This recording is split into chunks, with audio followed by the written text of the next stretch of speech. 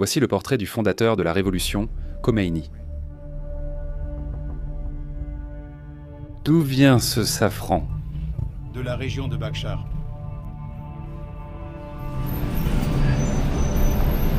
Là, vous pouvez voir des cercueils avec le drapeau d'Israël et des États-Unis. Et j'ai appris la nouvelle qu'il y avait eu une explosion dans le port de Bandar Abbas. Tu dois éteindre la caméra. Pas de caméra. D'accord, désolé.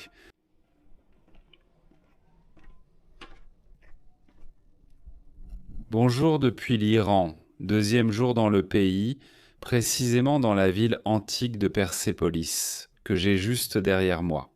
Dans la vidéo d'aujourd'hui, je veux approfondir un peu plus l'histoire de la Perse, les Shahs de Perse et la révolution islamique, afin de mieux comprendre les révoltes qui ont lieu dans le pays depuis un mois. C'est pourquoi j'ai décidé de commencer par cette ville antique, et ensuite je poursuivrai la vidéo vers la capitale, vers Téhéran. Allons-y. La région habitée par les Élamites depuis le 3e millénaire avec JC voit l'ascension de la Perse débuter au 6e siècle avec JC avec Cyrus le Grand, fondateur de l'empire achéménide. Cet empire s'est forgé sur le vaste plateau iranien, un territoire charnière qui a servi de pont entre les civilisations de Mésopotamie et de l'Extrême-Orient. Pour que nous puissions nous faire une idée de son importance, il s'agissait du plus grand empire connu jusqu'alors, s'étendant du sud des Balkans jusqu'au fleuve Indus, dans l'actuel Pakistan, incluant l'Égypte et une partie de l'Asie centrale. Il a introduit un modèle de gouvernance basé sur la tolérance religieuse et culturelle des peuples, ce qui était inédit pour l'époque. L'empire était géré au moyen d'un réseau de provinces appelées satrapies, dans lesquelles le satrape était chargé de la justice, de l'administration et de la collecte des impôts pour l'empire. Précisément, la ville de Persépolis, où je me trouve avec Sharsad, qui sera mon guide pour la journée, est l'un des plus grands symboles de la grandeur historique de la Perse. Fondée par Darius le Grand en 518 avant Jésus-Christ, elle fut conçue comme capitale cérémonielle de l'Empire. Pour sa construction, une immense terrasse artificielle d'environ 125 000 mètres carrés a été créée, sur laquelle ont été érigés des palais, dont les colonnes s'élevaient jusqu'à 20 mètres de hauteur, avec des chapiteaux en pierre massive remplis de détails et de symbolisme. Dans ces couloirs, on peut encore voir des inscriptions en écriture cunéiforme, l'un des systèmes d'écriture les plus anciens de l'humanité et qui a été utilisé pendant plus de 3000 ans, ainsi que des bas-reliefs élaborés représentant des animaux, des soldats, des nobles mèdes et perses, la garde des immortels et le Faravahar, l'un des symboles les plus reconnus du zoroastrisme. La religion principale de l'Empire perse est considérée comme l'une des religions monothéistes les plus anciennes de l'humanité, avec des origines estimées entre 1500 et 1000 avant Jésus-Christ. Bien qu'aujourd'hui il ne reste que des ruines, les reconstitutions numériques peuvent nous donner une idée de l'aspect spectaculaire qu'aurait la ville cérémonielle de Persépolis, remplie de couleurs et de vie, et où, pendant plus de 200 ans, la fête annuelle de l'Empire a été célébrée sans interruption.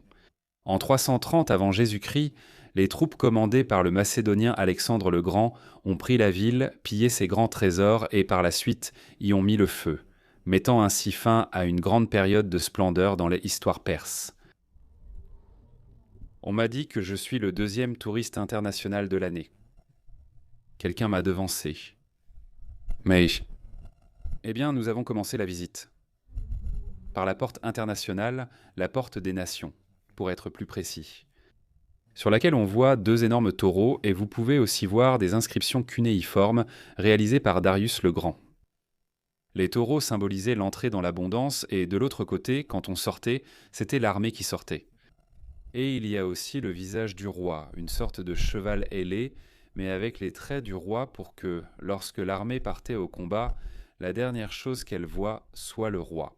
Et ils sont courts, pourquoi? Parce que pendant le Nowruz, ils célébraient ici. D'accord. Et toutes les différentes nations qui venaient, ils apportaient leurs cadeaux.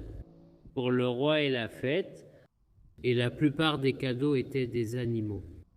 Et ils sont courts pour que l'animal puisse s'approcher facilement et être capturé. Combien y a-t-il de marches? 111 marches. 111 marches. 111 marches en 3 sections. Et 111, c'est pour des raisons spécifiques, comme du symbolisme ou quelque chose comme ça? Exactement. Si tu considères le trajet réel, lié aux chiffres, cela se rapporte à Cyrus le Grand, nous avions 111 postes. D'accord? En chemin. J'ai jeté un coup d'œil à ces blocs. parfaitement découpés et gigantesques. Combien pèsent-ils? Ils sont en pierre naturelle. Naturels. Elles pèsent entre 70 70. et 150 tonnes. Vous pouvez jeter un coup d'œil à la façon dont les décorations sont conservées ici à Persépolis. C'est spectaculaire. Si tu fais attention, ce relief se répète souvent. Là-bas, ici et à d'autres endroits. Cela a une signification spécifique dans notre culture. Le lion signifie le soleil. D'accord. Dans notre culture. Avant la Révolution, sur le drapeau, nous avions ceci. Le lion. Oui, le lion. Et le taureau signifie l'hiver, l'eau. Il pousse. Le taureau en train de tout expulser. C'est mon tour. Ça veut dire équinoxe. Il m'a expliqué qu'on ne voit aucune femme sur ces bas-reliefs. Sauf que la seule figure féminine que vous pouvez trouver se trouve au centre de la roue, ce qui peut être interprété comme la femme étant la partie centrale ou la partie la plus importante, celle qui soutient la vie. Le centre de la roue est la partie la plus importante de la roue.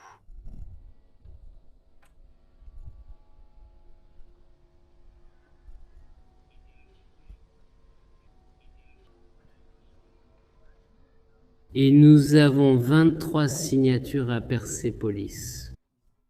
23 signatures. L'une d'elles est ici. Des artistes? Oui. À chaque endroit, un groupe spécifique. Un groupe travaille, alors ils signaient pour recevoir leur paiement.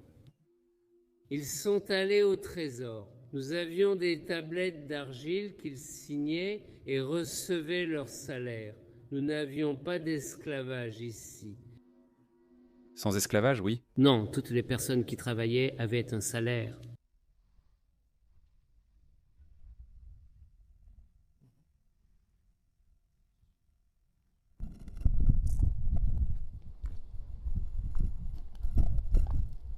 Regardez comme c'est curieux. Ici, à l'entrée du palais où vivait Darius le Grand, vous avez des figures de jeunes garçons avec le visage couvert, enfin, du nez vers le bas. Seuls eux pouvaient entrer au palais royal. D'après ce que m'a dit le guide, on les castrait pour qu'il n'y ait aucun danger concernant les femmes de la famille royale, pour qu'il n'y ait aucun désir. D'ici, près des 2 tombes royales que possède Persépolis, il y a un panorama d'où l'on voit parfaitement comment la ville était distribuée. Ceci que j'ai juste devant moi, c'était le trésor. Aujourd'hui, on dirait le ministère des Finances. C'est ici qu'ils percevaient les impôts, qu'ils stockaient aussi du grain, quelques animaux, d'après ce que m'a dit Charsad, le guide. Le bâtiment suivant, celui d'à côté, est celui des militaires. Là-bas se trouvaient les casernes. Et le reste, c'était donc ce que nous avons vu, le palais royal, et, bien, une salle principale, et le conseil de la ville, comme la mairie, disons, ou le gouvernement. Si vous aimez l'histoire, cet endroit est impressionnant. Il ne cessera de vous surprendre. Regardez un peu, quelle tête énorme, on dirait des chevaux. Là-bas aussi, il y en a d'autres, tout est rempli de ce genre de sculptures, de bas-reliefs, de colonnes géantes. Et pourtant, malgré tout ce qui a été perdu après tant d'années de destruction, cela reste dans un état assez bon, surtout certaines parties des bas-reliefs ici, au centre de la ville de l'ancienne cité de Persépolis. Ici, par exemple, vous avez ce qui semble être un soldat ou le roi tuant un lion en lui plantant un poignard sur cette porte qui donnait accès aux casernes. En fait, tous les bas-reliefs de la ville ont une grande symbolique. Sur ces portes-là, par exemple, on voit les serviteurs porter le trône du roi. Parmi les autres bas-reliefs que vous verrez le plus, il y a les soldats avec leurs lances, leurs arcs, et les lions qui poussent tout mordent les taureaux, et vous le verrez dans pratiquement tous les bas-reliefs. Par exemple, ce bas-relief apparaît ici 4 fois. Une fois là, ici 2 fois sur cet escalier, et ici encore une fois. Mais s'il y a un bas-relief qui a attiré mon attention par son détail et sa richesse de variété, c'est celui-ci, celui de cet escalier, où l'on peut voir 23 peuples différents de l'époque apportant des cadeaux au roi, à la royauté. Par exemple, ici vous avez les Éthiopiens des terres d'Éthiopie. Ici vous avez les tribus des steppes d'Ukraine et du sud de la Russie, avec leurs chevaux, leurs armures, vêtus de ces habits, de ce chapeau, avec même les yeux un peu bridés. Tous les peuples séparés par un cèdre. Les cèdres séparent les peuples. Ceux-ci, par exemple, viennent d'Afrique du Nord et amènent des lions, et la lionne, la maman lionne, est en colère parce qu'ils amènent ici ses petits. Vous avez des gens de l'Inde, avec l'âne, avec des épices. Vous avez aussi des gens d'Arménie, des gens de l'ancienne Égypte, de la Bactriane, du Baloutchistan, de ce qui serait aujourd'hui l'Afghanistan, l'Asie centrale. Tous suivent un même schéma, illustré par un animal régional qu'ils apportaient. Vêtus de leurs habits, apportant des produits typiques de leur région, comme des parfums, des épices, comme je l'ai dit, mais aussi des peaux, des tissus, des soies. En définitive, ici on montre, et toute la richesse est concentrée de cette époque des différents royaumes qui venaient ici à Persépolis. Merci. Tu veux? D'accord. Merci. Merci. Voyez comme les filles elles sont sympas, elles nous ont offert... Qu'est-ce que c'est? C'est un gâteau? Gâteau d'anniversaire. Gâteau d'anniversaire? D'accord, maintenant, on le mange. Nous quittons déjà Persépolis, mais avant je voulais vous montrer un détail très important, c'est qu'ici, aux alentours, vous avez les structures. Ce qu'il reste des structures des tentes qu'ils ont installées. Le Shah de Perse, la royauté, avant la Révolution, pour célébrer et commémorer, si je ne me trompe pas, les 2500 ans de la Perse. Les voici. Elles sont fermées, on ne passe pas. Elles sont restées comme une sorte de souvenir, non, de ce luxe et de cette ostentation. En fait, cette fête qui a eu lieu en 72 a été l'une des raisons qui s'est ajoutée au mécontentement de la population iranienne à l'époque, ce qui a abouti à la révolution de 1979, à cause de tout le gaspillage qu'il y a eu. Des invités sont venus du monde entier, les meilleures tenues de gala, un gaspillage monumental. Ils y ont pensé alors que la population vivait des moments difficiles. Le voici. Vous voyez, c'est un espace immense. Les restes des tentes, des campements. Nous allons maintenant prendre le thé avec le gâteau offert par les filles.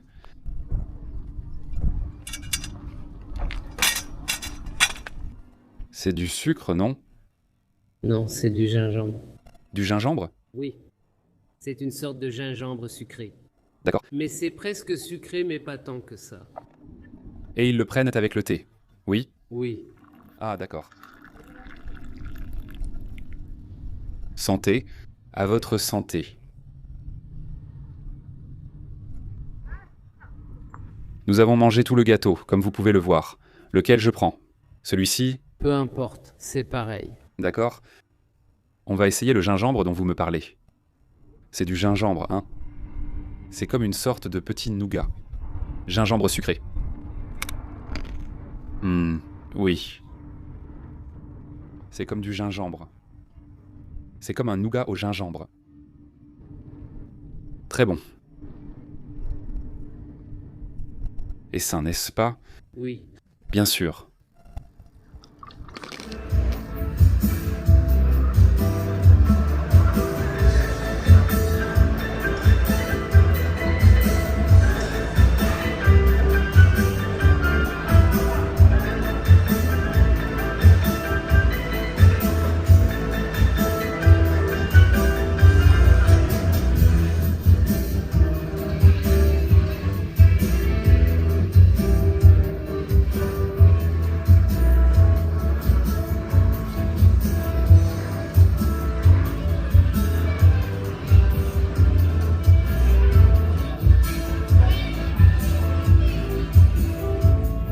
Nous sommes venus à la gare routière pour acheter le billet maintenant.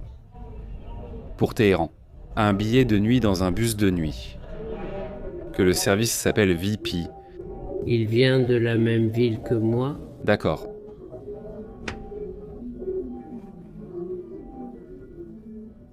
9 heures, ça te va? Oui, 9 ou 10 heures, ça me va.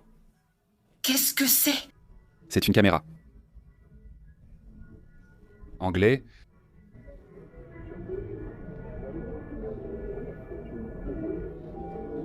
Tu dois éteindre la caméra, pas de caméra. Ah d'accord, désolé. Eh bien, comme hier, même si je ne sais pas si c'est pour la même raison, on m'a demandé d'arrêter d'enregistrer. 3 hommes se sont approchés de moi. Du genre, qu'est-ce que tu fais? C'est quoi ça? Ça va?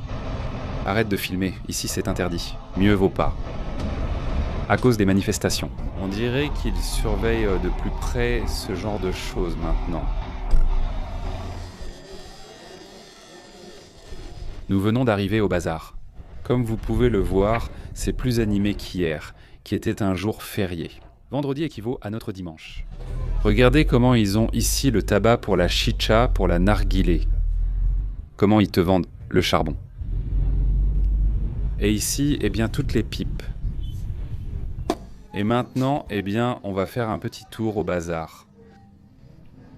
Je vais vous le montrer. Voyons à quoi ça ressemble. Voyons ce qu'on trouve.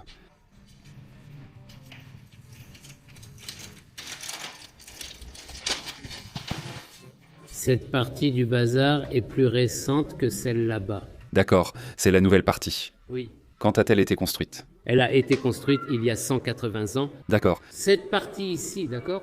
d'accord. La vieille partie sous la dynastie Zendié. Oui. Il y a 270 ans.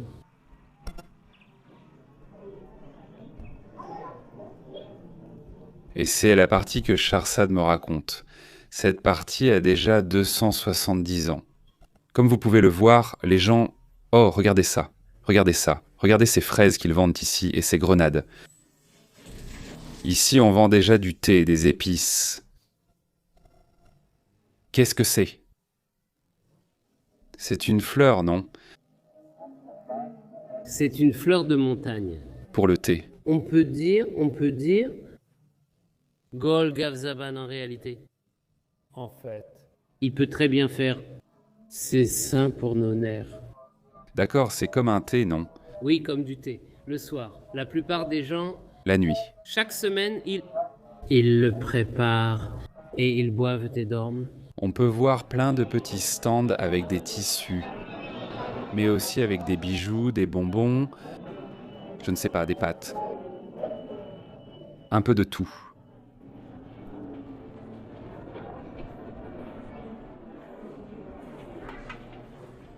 Voici les figues de barbarie iranienne.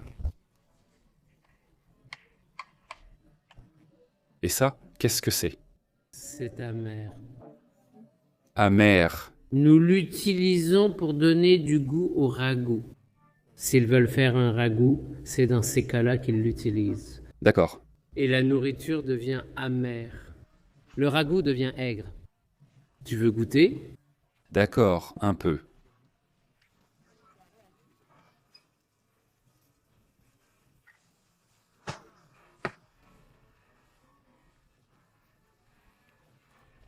On va goûter ça, je ne sais pas ce que c'est.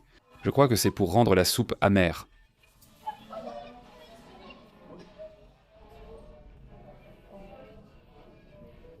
Quel est l'ingrédient?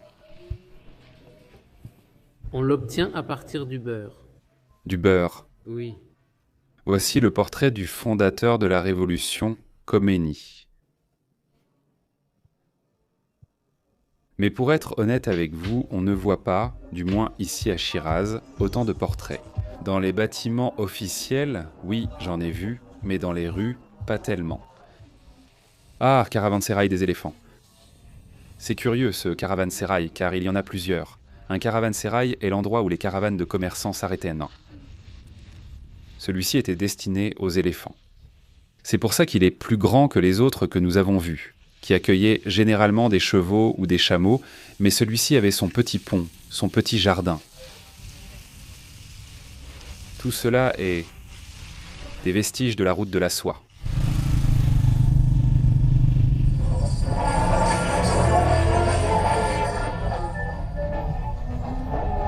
Nous sommes sortis du bazar. Vous ne pouvez pas imaginer le bazar qu'il y a ici. Maintenant, nous allons à ce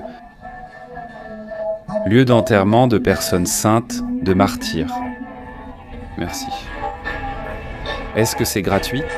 Oh d'accord, charité. D'accord. Nous essayons que la plupart des gens paient un peu d'argent pour la charité.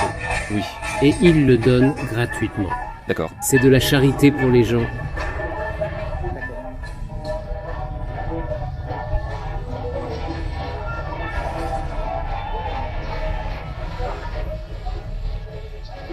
C'est bon. Ils le servent déjà avec du sucre.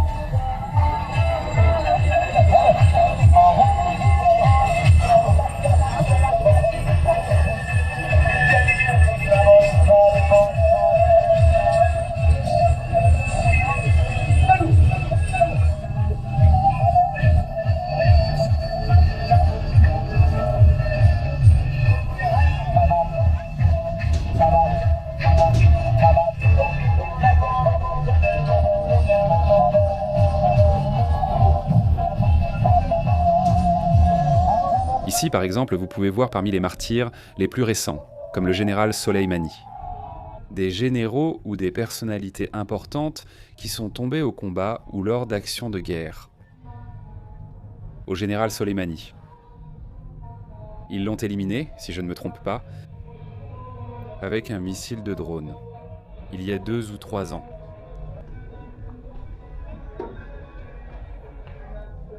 Nous enlevons nos chaussures.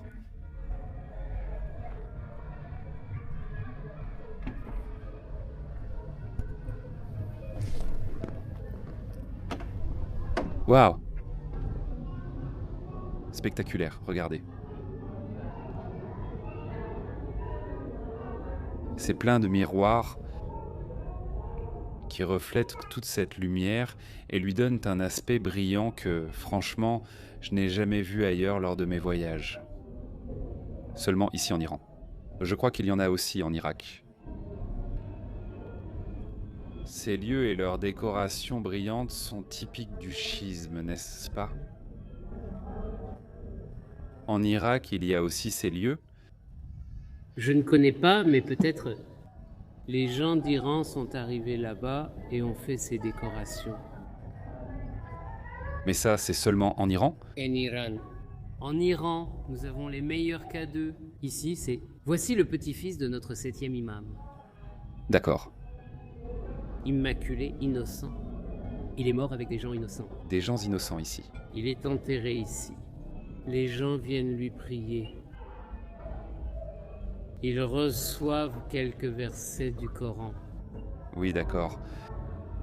Et ils lui donnent aussi de l'argent ici. Ce sont des dons pour le sanctuaire. Offrande. Offrande. Les gens le laissent comme offrande. Et ils font un vœu.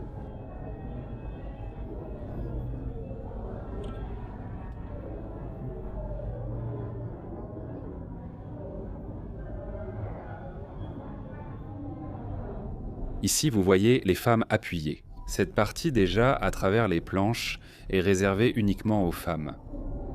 Mais comme Charsad me l'a dit, si des femmes touristes viennent ici, on les laisse partager l'espace avec les hommes.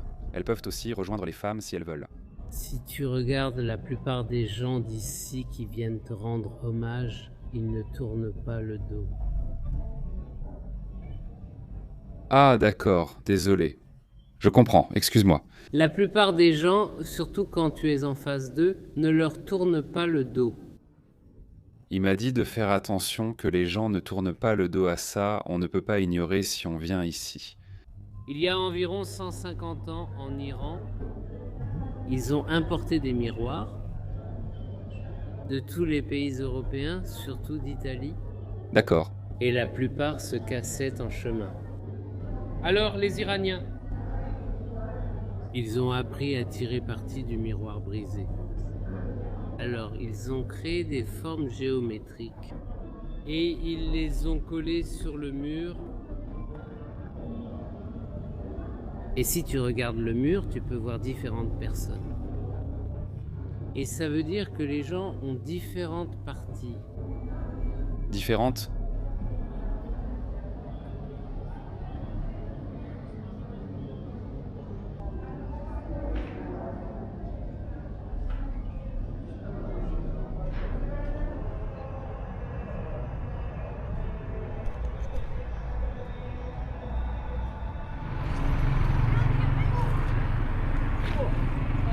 Une des choses que je n'ai pas pu acheter au bazar et que je cherchais, c'était du safran. C'est très typique ici, vous le savez. C'est très cher en dehors de l'Iran, mais ici c'est beaucoup plus abordable. Mais ça ne nous a pas plu. Enfin, ça ne lui a pas plu. Celui qu'on a vu au bazar, alors on va aller dans un endroit de confiance pour lui.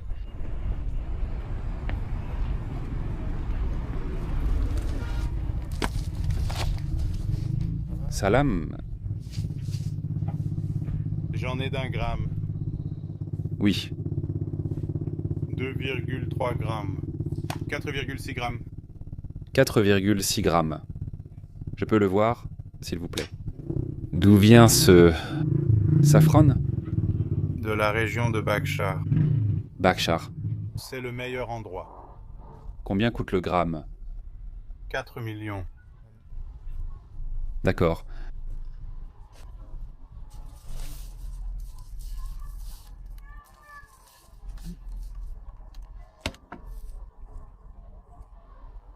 Trois. 300 000 euros pour chaque gramme. D'accord. D'accord? Ah, d'accord. Ici, le gramme est moins cher. Moins cher. D'accord. Parce qu'il y en a une plus grande quantité. Oui. D'accord, je prends celui-ci et celui-là. Des pistaches? Je vais aussi prendre des pistaches. Ces pistaches-là. Il y en a des salés et des crus. Les crus. Cru. Oui, les crus. Environ 200 grammes. Regarde ce qu'ils ont ici. Du pop-corn, du riz soufflé, j'imagine. Poischichis. Encore du pop-corn, des graines de tournesol. Qu'est-ce que c'est? C'est du pop-corn sucré?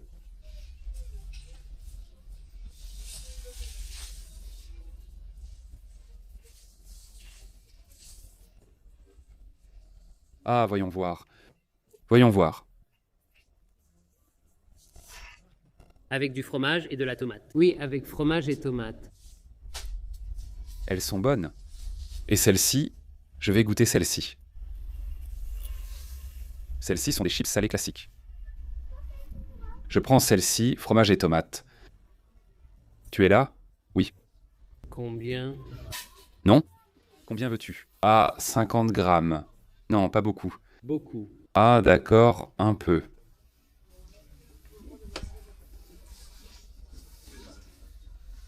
Puisque nous sommes ici, je vais prendre des dattes. Combien ça fait? 1 kilo, non? 200 grammes, non? D'Iran? Ils viennent d'Iran? Oui. D'accord. Tiens, essayons un. Ah, d'accord.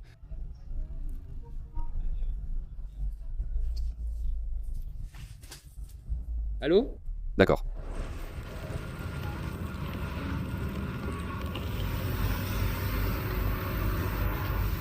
Comment tu t'appelles? Victor. Téhéran, hein? Téhéran, oui.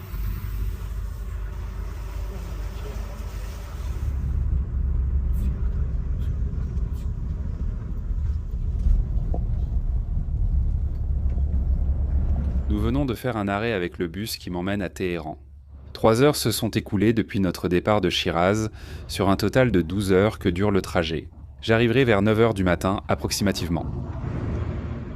Après avoir acheté les dattes et le safran, j'ai dîné un succulent repas fait maison et Sharzad m'a accompagné à la gare routière, comme vous avez pu le voir. Et j'ai appris la nouvelle qu'il y a eu une explosion dans le port de Bandar Abbas. Sharzad m'avait dit que pour l'instant, on ne savait pas ce qui s'était passé. Si c'était une attaque ou un accident, quelque chose avait explosé là-bas. Maintenant, je suis au bar routier où le bus s'est arrêté, et tout le monde affirme que Trump a envoyé les missiles. La guerre commence. Espérons que ce ne soit pas vrai. Pour l'instant, je vais prendre un deuxième dîner.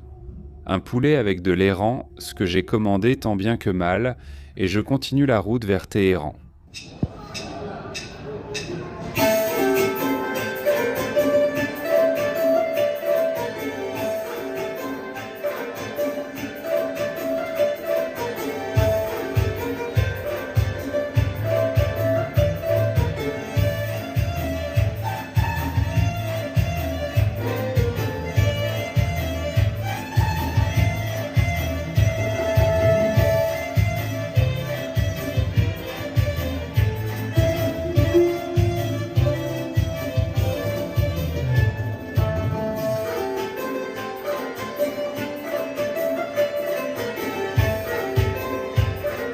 règne du dernier Shah de Perse avant la Révolution, Reza Pahlavi, a été marqué par un rapprochement avec les puissances occidentales.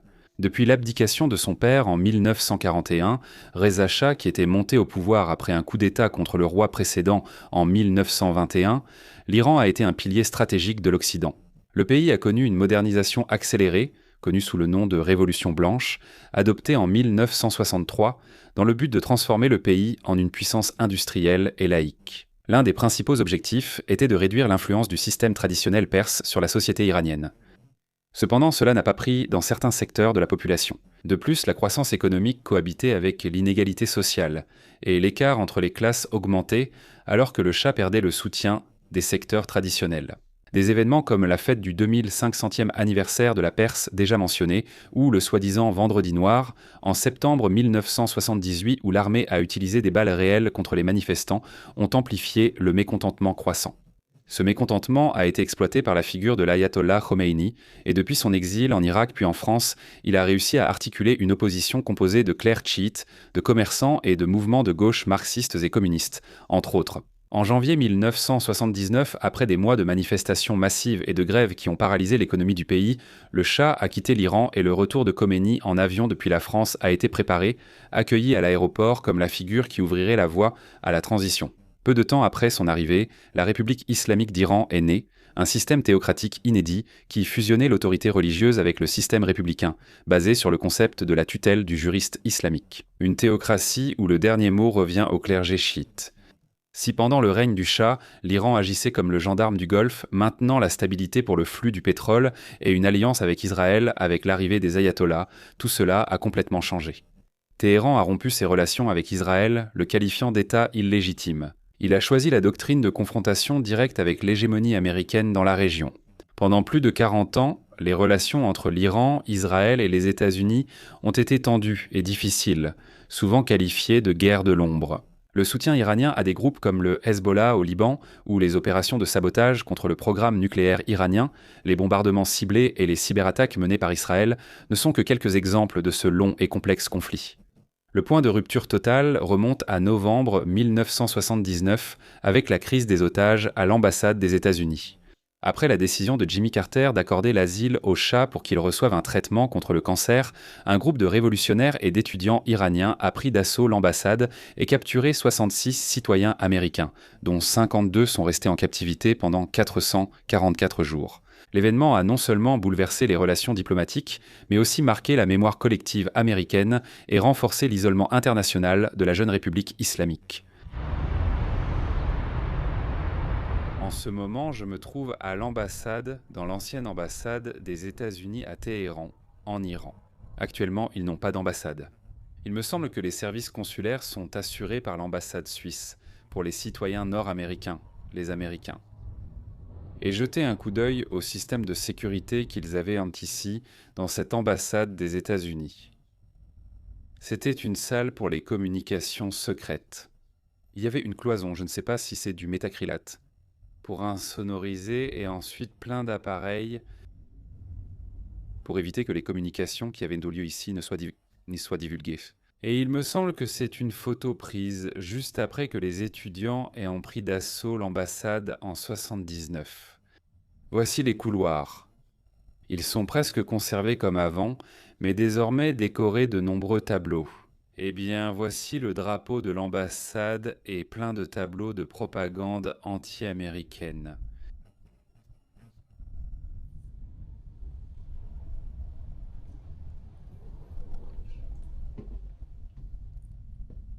Ici, par exemple, dans cette salle, c'est là que se réunissaient les hautes personnalités de l'administration américaine. Là, vous avez une photo de Jimmy Carter.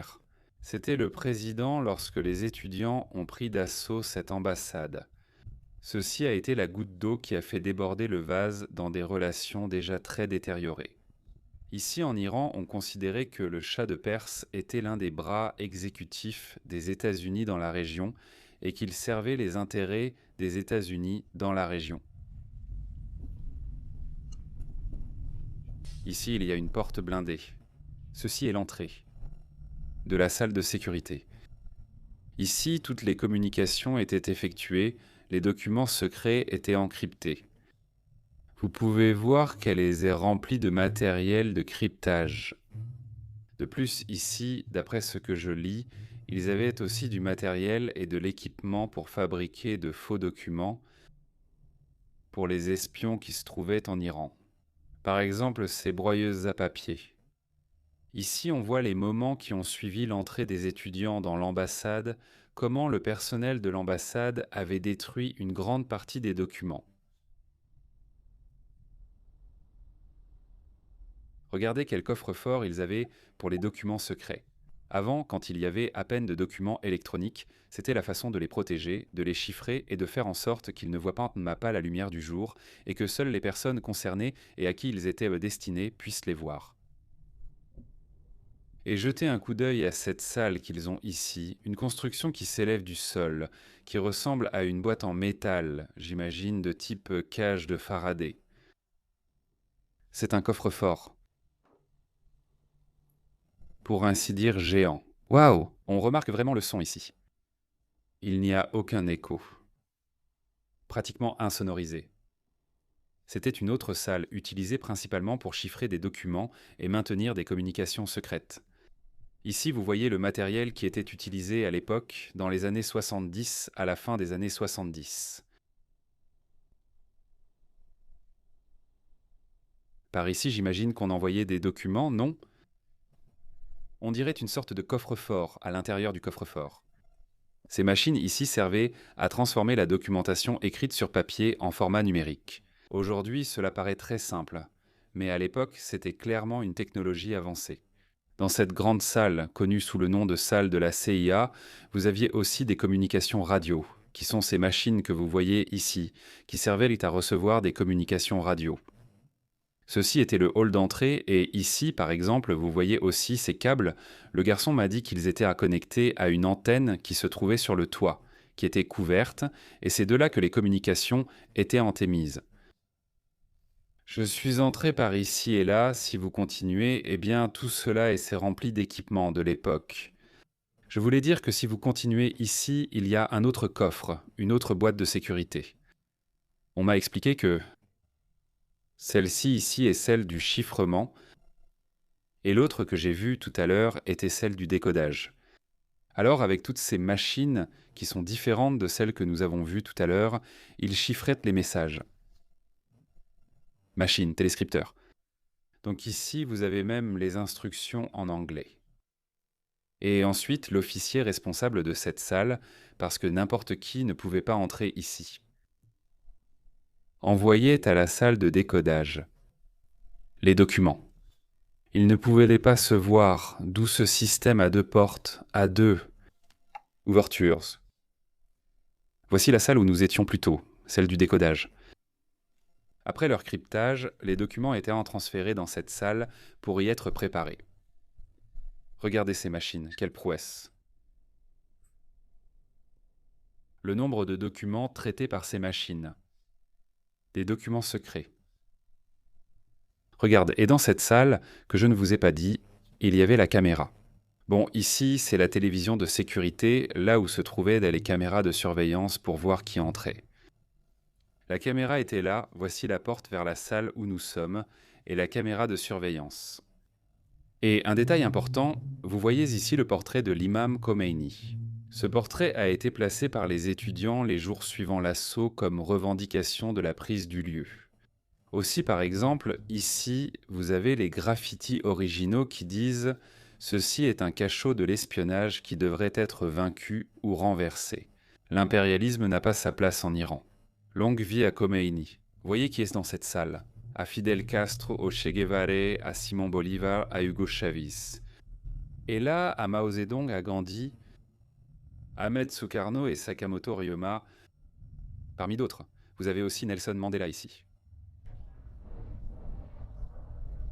Voici des images des otages qu'ils faisaient sortir les yeux bandés. Comme un trophée.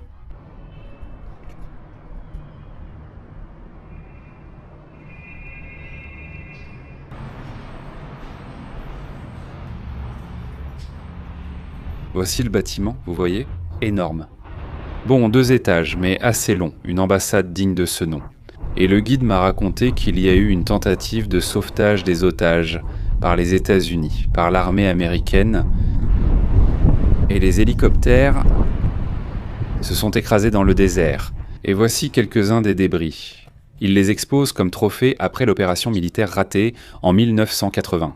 Cependant, il y a eu une autre opération qui a réussi et qui est représentée dans le film Argo, car 6 otages, enfin 6 membres du personnel consulaire ou du service de l'ambassade américaine, ont réussi à s'échapper à temps avant l'assaut ou pendant l'assaut des étudiants iraniens et se sont réfugiés à l'ambassade du Canada. Et ils sont restés réfugiés là jusqu'à ce qu'une opération des services de renseignement de la CIA les fasse sortir en les faisant passer pour une équipe de tournage d'un film. Comme je l'ai dit, vous pouvez le voir dans le film Argo de Ben Affleck.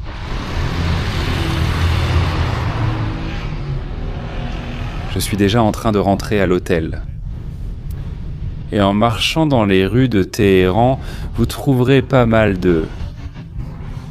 des inscriptions contre les États-Unis et Israël, ainsi que des affiches, des fresques de toutes sortes et de petits mémoriaux dédiés aux martyrs ou aux morts au combat de la guerre contre l'Irak. On trouve aussi des portraits des guides spirituels de la révolution iranienne de 1979, l'imam Khomeini et Khamenei, l'actuel guide spirituel.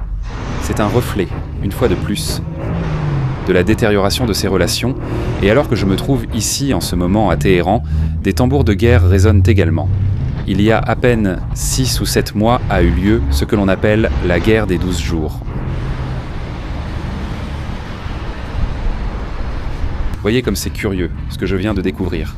Je pensais que les cravates étaient interdites ici en Iran parce qu'elles sont un symbole occidental. Mais pourtant, dans cette boutique de tailleur, ils vendent des cravates. Vous pouvez le voir ici. Et de marques occidentales, je ne sais pas si elles étaient authentiques. Là, vous avez Gucci Sisley.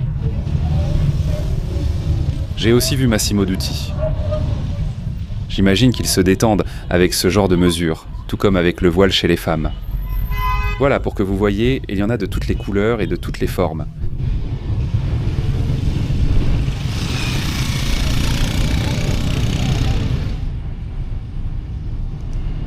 Comme je vous le disais, ici il y a des fresques murales. Vous voyez par exemple ces femmes avec une arme sous leur voile. Ah, l'ayatollah est ici aux soldats. Dans cette autre partie du bâtiment, vous pouvez voir ce qui ressemble aux griffes d'un aigle. Je ne sais pas si c'est l'impérialisme ou autre chose, mais le reste des soldats se battent pour défendre la Mecque. Et peut-être que ce qui attire le plus l'attention, ce sont ces sortes de panneaux géants. Là, vous pouvez voir des cercueils avec le drapeau d'Israël et des États-Unis, avec l'inscription « Surveillez vos soldats ». Et à droite, les généraux ou personnalités iraniennes assassinées ces dernières années.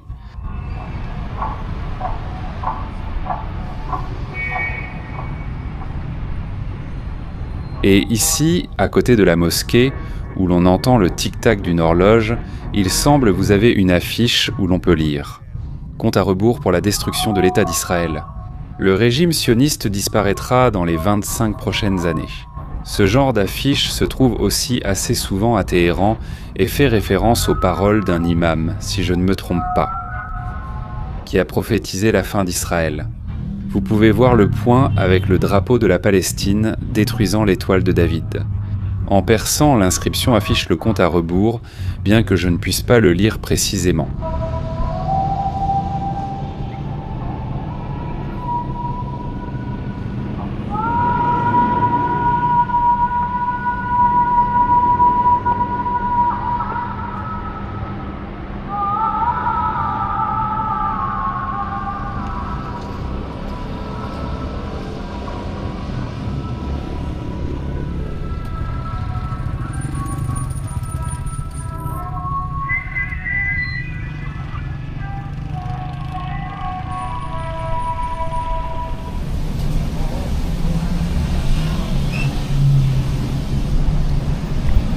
Pour terminer la journée, je suis venu ici pour dîner, regardez, avec un Coca-Cola. Iranienne, même s'ils ont l'original, ce qu'on ne trouve pas là-bas en Russie. Enfin, sauf si elle est importée d'autres pays, mais ici c'est la Coca-Cola iranienne, fabriquée en Iran. Je dois dire que cette Coca-Cola iranienne est vraiment bonne. Elle ressemble beaucoup au goût original.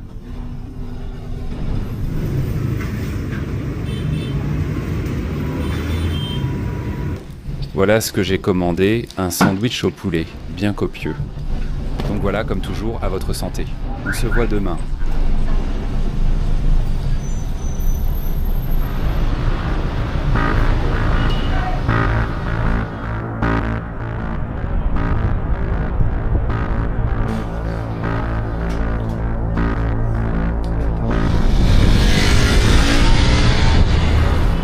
Regardez quelle superbe voiture de luxe vous avez ici.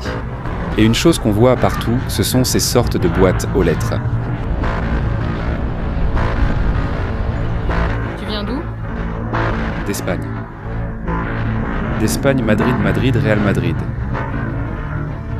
Real Madrid, Cristiano Ronaldo.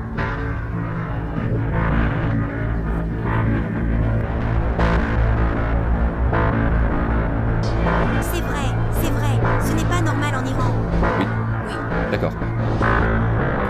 80 millions de rials. 2 mois de travail. D'accord. Alors ils doivent travailler beaucoup pour acheter un iPhone, non ?